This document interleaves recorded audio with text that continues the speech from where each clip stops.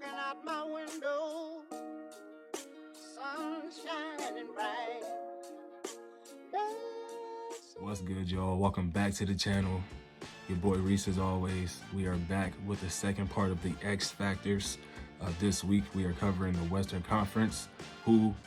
What player is the X Factor or will be the X Factor, in my opinion, moving forward with this 2024 NBA season. Like I said, we're doing the West today. Did the East a couple weeks ago. I was supposed to get this Western Conference video out like a week after that, but real life shit has been happening. So that's why it's been 2 weeks, but here we are, finally bringing it to you. And to kick it off, the Western Conference, we're gonna start with the Los Angeles Clippers. Of course, we have to go with Kawhi Leonard and Paul George's health. Going into the 5th year of the Kawhi PG-13 era. All everybody is wanting to see is this team at its full capacity, its full health. A conference finals loss in the 2020 playoffs to the Nuggets is the closest this team has even been to sniffing the NBA finals. Even without those two, Paul George and Kawhi, being stable in a rotation, somehow this team continues to make the postseason. So we can only imagine what this team is capable of at its full health with Paul George and Kawhi Leonard. Obviously, there's different iterations. They've had Reggie Jackson. They've had they got Russell Westbrook now. They've had a slew of guys in there trying to pull this all together for the Clippers, but it just hasn't been able to conspire the way that they really wanted it to. We saw this past postseason, Kawhi Leonard was giving KD and the Suns hell for those first few games until he got hurt. Paul George, before he got hurt at the back end of the season, dude was looking scary good, like scary good. 24 points per game after All-Star break. He was locked in, grabbing boards, facilitating, doing everything that he could for the team. Dude was looking good, but he got hurt right before the playoffs, so we couldn't see what that could possibly be another year. This is like I said, the 5th year going into this tandem. This is the last year that I'm giving it, any kind of hope, so to speak. If it don't work this year, they might have to just go ahead and blow that up. Next up on the list, we got the Memphis Grizzlies. I went with Marcus Smart and Desmond Bane for this one. Those are the two best players, so to speak, outside of Jaren, but he's not really an offensive threat the way these other two guys are. Marcus Smart is a much improved facilitator over the past couple seasons, and that will be key for the Grizzlies, who are missing their star point guard in Ja Morant for the first 25 games of the season. The defense is going to be there, we know that for a fact, but for them to stay afloat, he's going to have to play like he was this past postseason with Boston, averaging close to 7, maybe even getting up to like an 8 or 9 assists for that first 25 games, just because they did lose Ja Morant and they lost Tyus Jones to the Wizards. Lost Tyus Jones to the Wizards, who has been the leading assist to turnover ratio point guard in the entire league for the past 2 or 3 seasons running now.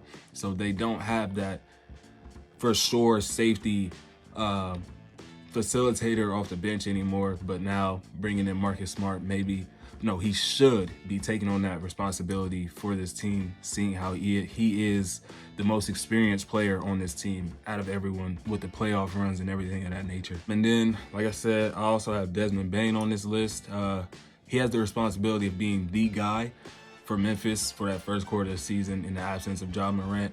In just 58 games played last year, he averaged 21.5 points per game, 4 assists and 5 rebounds, second in scoring only behind Ja Morant, of course. The defense will have to adjust to Bane and try to force him to become more of a passer, but he has to find that balance amongst himself. When does he attack? When does he move the ball? When does he get his own shot? When can he get somebody else going? He'll have to decide that alongside of Marcus Smart for the first 25 games. Who knows? Maybe those first 25 could really shape Desmond Bane into a different player moving forward in this season. Third team on this list, I got the Utah Jazz. I didn't really have a specific person to pinpoint. I keep looking over, I got the game on. I didn't really have a specific person to pinpoint, but I just was like, can somebody replicate the season that Lowry had this past season? Like a Jordan Clarkson, a Colin Sexton, or Lowry, just picking up where he left off. like we all know, he was an all-star. He made his first all-star appearance last year, as well as securing the award for the league's most improved player. He jumped up from 14.5 points to 25 PPG, bro. That is a huge improvement. He had the Utah Jazz in the top of the West for a couple weeks. They were looking really good to start the season off last year, bro. Way more like, they had such a disappointing off season with trading Donovan Mitchell for essentially like not really anything. Yeah, they got draft capital, they got Larry Markkinen back, but nobody expected him to do what he did. So just a huge improvement in the right direction for him. 8 rebounds to go along with the 25 points per game, as well as shooting nearly 40% from deep. If he can continue that, the Utah Jazz are in a great position moving forward in this season. Obviously, whoever of the 3 steps up for Utah, they won't win the MIP like Lowry did, but I'm just saying, like, somebody just taking that step into possibly All-Star game buzz, something like that. Like, they may not make the All-Star game like Lowry did, but just somebody taking that step. We know Clarkson, he's capable of, you know, being a really hot, sometimes streaky scorer for any team that he's a part of. He's been a scorer his entire career. He averaged 12 as a rookie. And he's just coming off of that insane FIBA run, that FIBA Cup run. This could be his year. Who knows? Not to mention, he just averaged his highest PPG of his entire career at nearly 21 points per game. So, even John Collins, bro. John Collins could also be in that mix. A dude that's in a new organization, a part of a new environment. He could be looking to prove himself and set the league on notice. Sacramento was also a harder team to gauge for me. I just went with health. That's really going to be the most important thing for them, is their health. Whether it's Domantas Sabonis, whether it's De'Aaron Fox, the health of the Sacramento Kings is going to be the most important thing for them this season. They don't really have a guy. They don't really have a guy that really needs to take a huge jump for them to continue to be a playoff contending team, to make pushes for the top seed. De'Aaron Fox is pretty much what he's going to be for his career. Although he's only 25, he could take another jump, but I'm not really seeing that being a possibility this year. He could. Honestly, he could. Los Angeles Lakers. Obvious answer. Anthony Davis's health. We need him to be, it's not my team. They need him to be available at all times this year. At all times. Dude is only 31 years old and he'd be missing hella games. Especially since he's gotten to LA. 42 games missed, 26 games missed last season. 42 games the season prior to that. And the year before that, he missed 48 games. So when he's available, he's good. He's going to ball out for the most part. But that's the thing. He has to be available. He has to have that availability. And that's going to be key as hell for the Lakers' success, especially with LeBron James going to be turning 39 in December. They're going to need that. That's also another X factor for the Lakers, is LeBron's longevity. How will he look in year 21 of his career? Yes, he's coming off of a 30 point per game season, but the year before last. This past season, we saw what LeBron was able to do, bro, but this is year 21, bro. We don't know. We just don't know. We don't know. So, AD's health and LeBron's longevity. Can he hold up? Can he uphold the greatness that he has had for the past 20 seasons? We will see. For Dallas, I went with the front office. I know that's not a player or, something that really makes sense, but it makes sense to me, bro. The front office is the X factor for Dallas this season, bro. The white power is still the big when we know that don't work. It don't work, and they still got him as the big. They let JaVale McGee walk. He's in Sacramento now. Rashawn Holmes, I want to say Rashawn's in Sacramento. So they only have the white power and rookie Derek Lively II. They got to make some moves. Denver Nuggets, reigning NBA champions, they don't really have that much to improve. But if I was to pick one guy, it has to be Christian Brown. Coming off of a great rookie year. Although the stats don't show it, he's more of an impact guy. He's more like a PJ Tucker or Bruce Brown, whose role he's essentially filling for this team. He's not a guy his stats are gonna blow you out the water, or like it's the eye test. You can see that this kid can really do great things on the basketball court. He has the potential, but as a sophomore, he has to take on the responsibility and fill the shoes of a Bruce Brown, who's a plug-in guy in multiple different organizations. We've already spoken about Bruce Brown and what he's capable of. They're expecting Christian Brown to come in and do that same thing, but only in his second year. So the expectations for him are pretty high heading into the year. The postseason, for me personally, really opened my eyes to what this kid could possibly do in this league. He's a do-it-all kind of guy. He just hustles his ass off on literally every play, bro. I don't see him take a play off. Like I said, the stats don't do him justice just yet, but if you watch him play, you know the impact based off the intangibles of what you can see.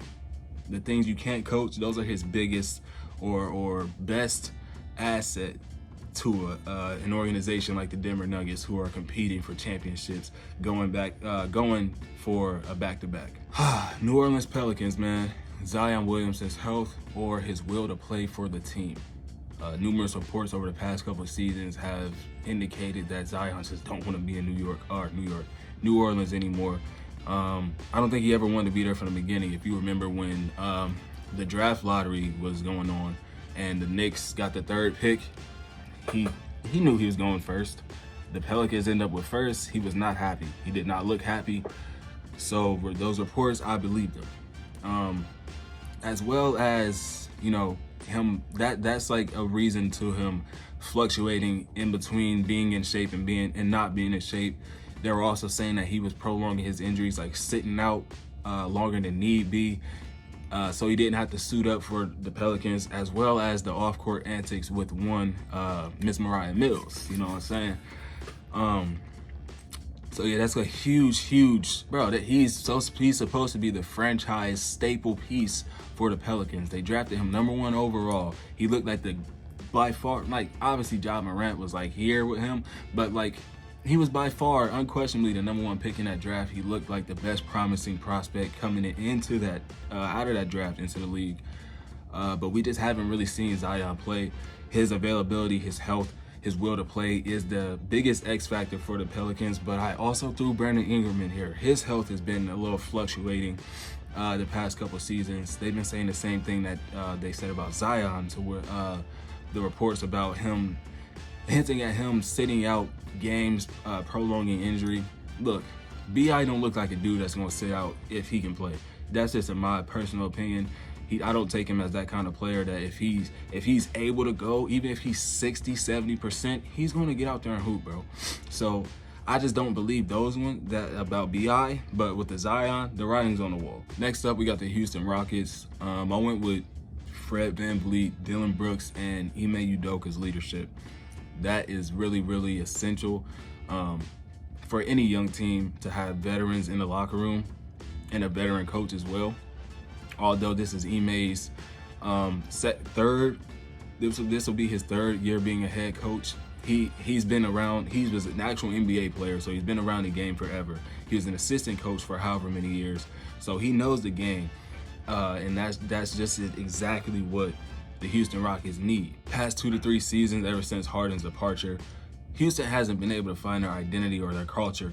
So they've had so many lottery picks just stacked up on one roster that there's not really room for these kids to grow, especially when your vet is Jalen Green at 21 years old. There's just not, they don't know the way around the game. They don't know the business. So having a guy like a Fred VanVleet, who is established, a champion in the league, a guy in Dylan Brooks who just won bronze over in FIBA, who was a part of playoff runs with the Memphis Grizzlies. This is very good for a young team like the Houston Rockets. That leadership from those guys, we could see some direction, some decent direction for this young Houston Rockets team moving forward in their careers.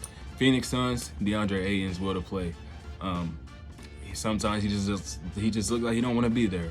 We all know what we see from Ayton, or what we saw from him on a night-to-night basis, for a guy that looks like he should be dominating, be a top 5 big in this league. He just doesn't have that physical prowess, that killer instinct in him to go and just dominate his matchup based off his stature. Like, I'm talking about his stature, like his physique alone. He don't have it. He looks like somebody that should have it, but he just doesn't. And that is really frustrating with the Phoenix Suns. They have a big who you would think, dude was a #1 pick. He was the #1 pick, and he just hasn't, like, by comparison to Luka and Trae Young, he's not that. So maybe if Phoenix could get a more motivated, a more physical DeAndre Ayton, the Suns could be a top 3 seed in the West. But he has to have that will to be there. He has to be hungry. He has to have that desire. They were talking about he wasn't really feeling Monty. Maybe with the new coach, I want to say it's Frank Vogel, but don't quote me on that. With the new coach, I want to say it's Vogel, but I'm gonna say Vogel. They maybe he could get that. Yeah, it is Vogel. He's a defensive coach. That's what they were talking about. He could bring that defensive beast out of Ayton if it's in there somewhere. For the Spurs, Wemby, being a 19-year-old, 7'4", 200 whatever pound skinny dude coming over from overseas to have to adjust to the NBA game. They've already been saying it. He just may be load managed for the season, but he's obviously he's the best player for their organization without even suiting up yet. But a real answer, I'll have to go with Keldon Johnson or Jeremy Sohan. Jeremy Sohan taking a leap that could benefit this team for years to come. Get some buzz for MIP or generate some all-star game votes. They might not make it. They still have time as they are still in the young phases of this rebuild. But those two taking a step in the right direction could help them, like I said, for years to come down the line alongside of Wembanyama. For the OKC Thunder, I went with Chet Holmgren. Obviously missed his rookie season due to injury. We finally have a post presence down in OKC, and it feels good after nearly a decade of no Serge Ibaka, no Kendrick Perkins. Yeah, we had Steven Adams. He was definitely a post presence, but like he wasn't like a rim protector like a Serge Ibaka. Chet's just super long, so he's going to get his blocks. But it feels good. It feels good.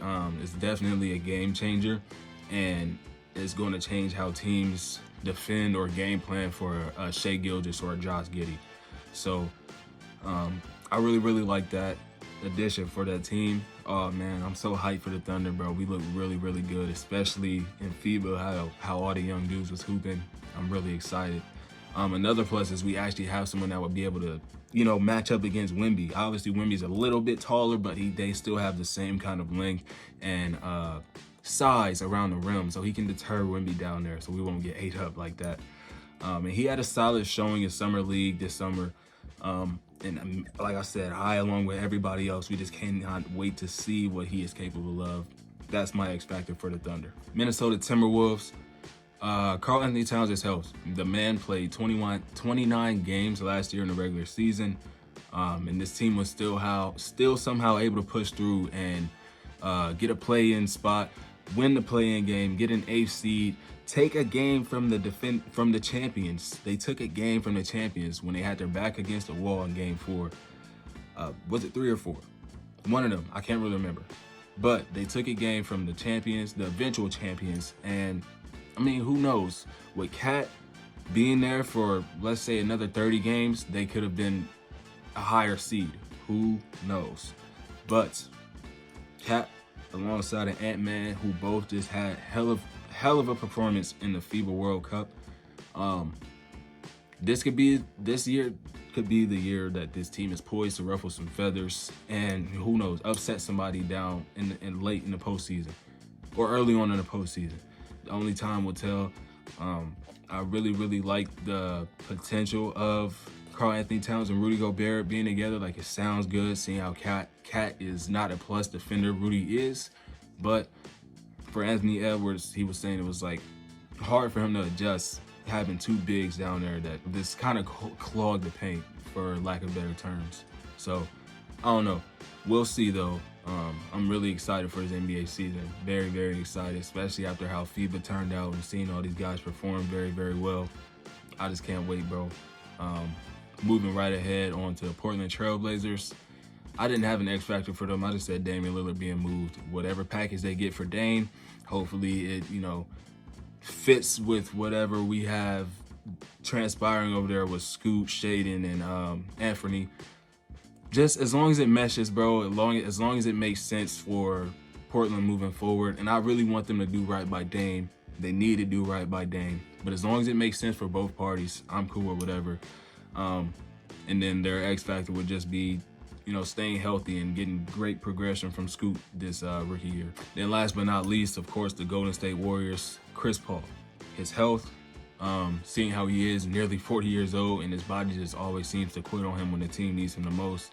I went with Chris Paul and his health, especially in the postseason. It just, like I said, it just seems like his body quits on him when the team is really in need of his play, his IQ, they just need Chris Paul. And being on a team like the Golden State Warriors, hopefully it's not that noticeable if Chris Paul is gone, but you know, we have to see how he meshes what the offense looking like with him and Steph on the court, or when Steph is off the court. We got to see how that works, because that could really make or break their season.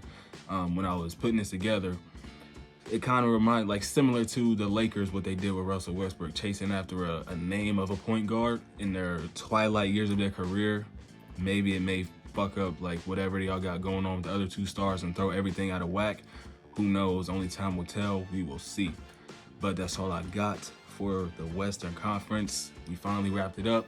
I will see y'all later on today. I think I got another video planned, but subscribe if you enjoyed the content, like the video, comment down below. I'll catch y'all in the next video. Peace.